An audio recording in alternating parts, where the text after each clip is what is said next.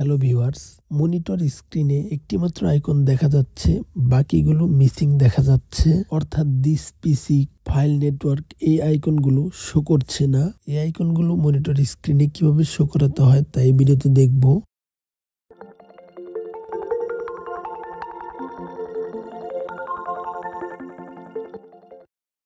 সর্বপ্রথম মাউসের right button click করব, দেন নিচের দিকে দেখা যাবে পার্সোনালাইজ, এই অপশনে ক্লিক করব।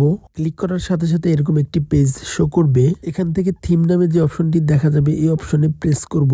এবার ডান দিকে ডেস্কটপ আইকন সেটিং এই অপশন দেখা যাবে, এই অপশনে ক্লিক করব। দেন এরকম একটি পেজ শো করবে। এখান থেকে যেসব আইকন প্রয়োজন সেই আইকনগুলো টিক মার্ক করে জাস্ট অ্যাপ্লাইতে ক্লিক করলে আইকনগুলো শো করবে ডেস্কটপ স্ক্রিনে। Thanks for watching this video. Please like, comment and share for more tips.